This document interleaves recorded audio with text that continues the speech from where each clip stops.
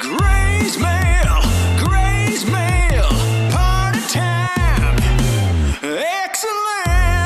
It's Monday, it's 10:30, and it's time to party with your excellent host, Gray Disciple. Party on, Gray. Gray's Mail. I'm curious if you guys are having as difficult a time as I am getting back into the swing of things this Monday. It's always so rough after a holiday. Man. What's going on, guys? Gray Disciple back with another Gray's Mail, and that intro, boy. Oh, it's got to get you going, man. All right, so before I begin in this video, I wanted to talk about my last Gray's Mail.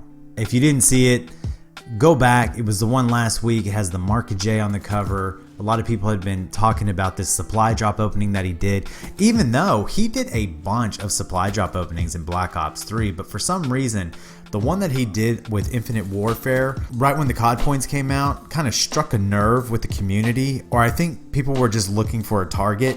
But anyways, there was a bunch of comments on there talking about, there were two sides to it. Some people agreed with the supply drop opening, some people didn't care. Some people took offense at the fact that I was even talking about it, but you guys got to remember, in Gray's Mail, y'all ask me questions and I give opinions. Now, I get asked questions that I don't answer, but this was obviously a topic that a lot of people wanted to talk about. But there was one comment. It wasn't actually a question, but I think I can help a lot of people out there who don't understand YouTube, okay? And I want to read this comment. It came from, let me see here. Let me find him real quick. It came from Dr. Evil Genius. And here's what it says. I hear your point, but for the Market J, that $200 is a business expense. He makes money on these videos. Younger viewers really like supply drop videos. He's going to make more than $200 on that one video from the views. He's going to make a couple of extra dollars from people wanting to see him go for nuclears and juggernaut medals with those pay-to-win weapons. Now, there's a lot of things that I disagree in his comment, but I think the general idea here and the general consensus based on people in my comment section who supported the Market J was the fact that this was a business expense. And fair enough, you guys, you can look at it like that. I remember I'm Marksman talking about supply drop weapons during Black Ops 3, and he said, I've spent $700-800 trying to get these weapons, but I can go out and stream with these weapons and I'll get my money back. I make money from streaming and YouTube videos, so it is a business expense. It does offset. I get the argument. You guys, I run a business, but I still don't make dumb decisions financially. I still try to operate my business on the cheapest amount of money possible. That's my position. But what I wanted to talk a little bit about, and what I felt like a lot of the comments were leaning more towards, was how much money YouTubers actually make. I think I heard somebody in a video say that the Market J makes $500,000 a year or a couple $100,000 a year. You guys, let me explain something to you. The Market J probably off of YouTube views alone makes somewhere around $4,500 to $6,000 a month on YouTube. And that may shock some of you. There's this myth going around that if somebody gets millions of views a month, that means that they make millions of dollars a year. It's not how it works. Let me give you ballpark how this works, okay? First off, every YouTuber who decides to monetize his vids gets what's called a rev share, a revenue share with the studio or the company that represents them on YouTube. Okay, everybody has their own. Full screen's a big one, but there's a revenue share. The average YouTuber will get something like 75 to 80% rev share. Bigger YouTubers will get 90, 95%. Some even get 100% just so that company can advertise that they represent that particular YouTuber. Now, once you monetize your videos, you have an opportunity to make money on ads that are placed at the beginning of your video, during the middle of your video, all throughout it. Sometimes they do those ads that just pop up on the screen while your video is going. Not every single view has a monetized ad. Usually it's somewhere around 70%. That's what's called your fill rate. The point on that is not every single view you get will be monetized. On top of that, the way in which your video is viewed dictates whether or not you get paid. For example, if somebody watches a YouTube video from their PC and it's monetized, you get credit for that. If they watch that same video on a cell phone, they make zero on that. For some reason, it doesn't count, and I don't know why. The easiest way to break it down for an average YouTube channel, for every 1 million views you get, that equates to roughly $1,000. Now that's based over an entire year. You know, some months you're gonna have a higher fill rate than other months. Like in December, all the YouTubers like to put up videos because all the advertisers are putting out their products and they want to sell as much as they can while everybody's spending money for the holidays. So obviously the more videos you put up in December, you're going to get paid more compared to videos put up in, say, April. Okay, but over the entirety of a year, an average, a really good average for a base YouTube channel would be for every 1 million views, you're going to make about $1,000. Now on a larger channel like the Market J or Ali A or T Martin, they're probably going to have a higher CPM, and that's the amount that they're paid per 1,000 views. So instead of making, let's say, 1,000 per million views, let's say they make 1,500 per million views. Last month, as of today, which is Sunday when I'm doing this recording, the Market J so far has 3.7 million views. All right, now let's say he's going to end up in the 30 days of this month with 4 million views. And let's give him the benefit of the doubt that he makes $1,500 per million views. That's $6,000 that month. You equate that throughout the entirety of the year, he's going to make somewhere around $75,000. Now that is nothing to scoff at. That's probably more than 90% of the people who are watching this video right now. And this guy plays video games and he puts it on the internet and he gets paid $75,000. That's crazy. Bigger YouTube channels will make money other ways. You know, a lot of them stream, and when you stream, you get donations. You can actually make more money off of streaming and donations than you can off of YouTube. Some of them have sponsorships with like Control Freaks or Scuff or Turtle Beach, or, you know, whatever. Use your imagination. Some of them sell apparel, hats, and shirts. They make a lot of money through other things. And then, you know, some of them like T Martin or Chaos X Silencer or these other guys, they get paid by Activision to promote their products. So there are ways that he could be making even more, but based on YouTube alone with his views, I could probably see the Market J being able to break $100,000 in a year. I doubt he even gets that close. I would say somewhere more like $70,000. What do y'all think about that? Does that kind of blow you out of the water? So if we go back to what Dr. Evil Genius said about, you know, he'll make that $200 back on that video alone. Well, on that supply drop video, he has 106,000 views, which is absolutely insane because that's 1/3 of all the views that I have received in a year. And he got it on one supply drop opening bid. That's just nuts. But I would say on that particular video, he probably made somewhere around $85. The point that Dr. Evil Genius made where, well, he got the flatline and he got the nuke NV4 game,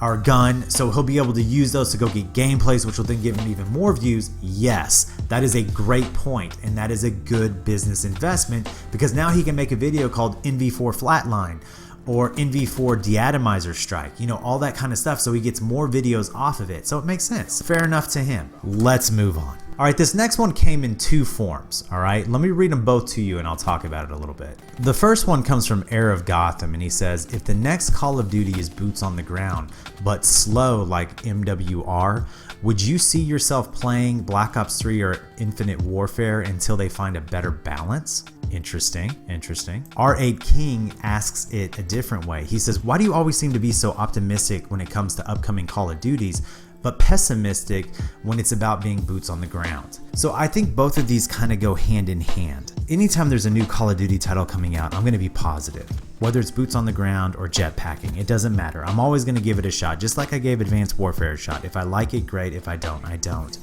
Do I think it's a good idea for them to go back to boots on the ground? I don't know. Because there's a few things that a lot of players have grown accustomed to that they're going to have to take out. Nobody likes the double jump. At least the majority of the older population of Call of Duty don't like double jump. But most of you like the unlimited sprint. That's one of the worst things about the old Call of Duty games is that you couldn't sprint constantly. You had to rest your character and then run again. Oh, well, that's more realistic. Well, I don't need realistic in an arena shooter. I love the sliding mechanism too, by the way. I don't want that ever to leave the game. I think it's great. There are downsides to both and upsides to each. I guarantee you the next Call of Duty game is going to be boots on the ground. And I'll play it and I hope it's great. But I hope there's also options to where they can put in that unlimited sprint because for somebody like me, the way I play, I need something like that. When R8 talks about being pessimistic about the old Call of Duty titles, the main thing I can tell you is this, is those games had their day.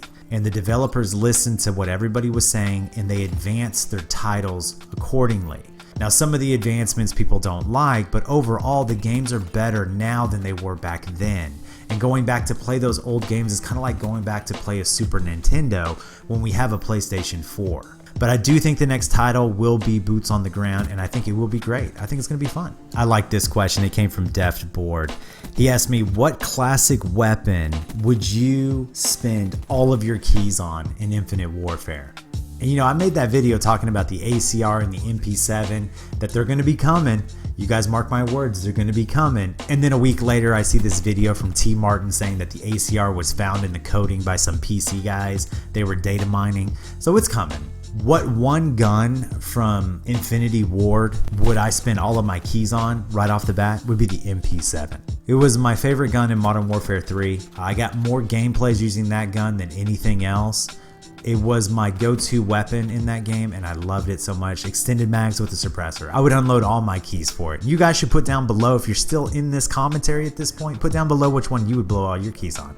And by the way, before somebody asks, at this point, I have about 500 keys to spend. All right, here's one from Andy the Unknown Legend, and he asks me, has YouTube affected my real life? The only thing that it's really done is dominated my time.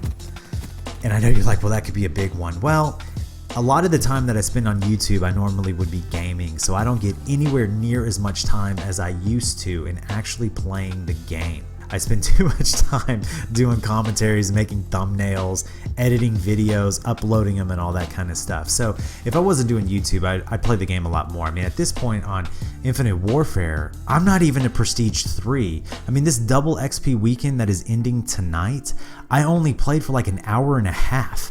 That's also because of the holidays and family in town and that kind of thing, but still, I mean, it takes up a lot of my time, but it doesn't really get in the way of anything else. I mean, sometimes, you know, answering questions or comments gets a little difficult, and I want to respond to everybody. Primarily, the main effect that YouTube has had is taking away time for me to actually play the game and enjoy the game. Now, I have about 6 more questions, but I'm going to end it with this one. And this was an interesting one, okay? A little bit deeper. It comes from Mega D96, and he says, what do you think about atheists?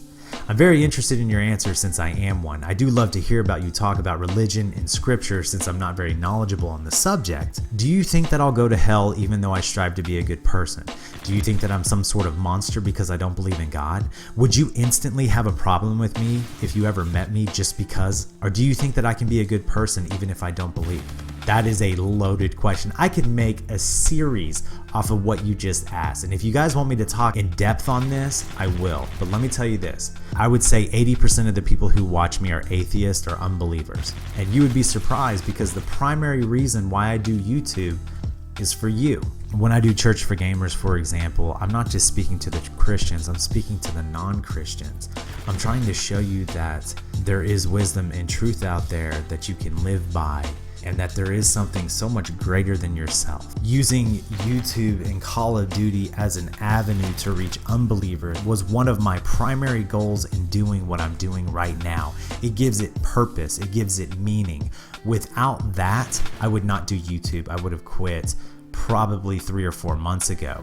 But knowing that there are people who are in need and who are hurting and who are seeking, that is why I keep coming back. That's why I keep on doing the Church for Gamers and the Gray's Mail, and I keep trying to get beast gameplays in Call of Duty so I can attract people to my channel to help them out like you. So when you ask me, which was kind of shocking, you said, would you instantly have a problem with me if you ever met me just because I'm an atheist? Absolutely not.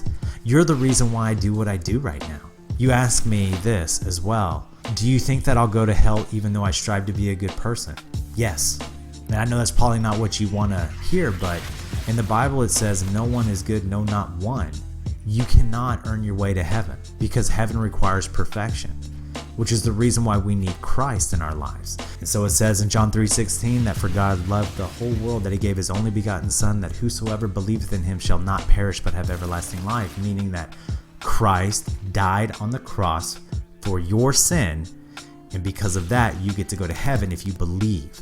His perfection is put upon you so you can enter. Now that may be confusing to you at this point in your life, but one day, and this is for everybody watching this video, one day something will happen in your life and you will question your belief set. and you will remember videos or things that people said throughout your life, like what I put out there on YouTube, and it will begin to cause a change in you, and you will come back and these words will mean more to you now than they did then. And that's why I do YouTube. All right, you guys, I'm going to leave it there. If you got a question, put it down below. It helps a lot doing Gray's Mail when I have questions to actually answer. As always, if you enjoyed the video, hit that thumbs up button. And if you're new to the channel, subscribe, because I try to be here every single day.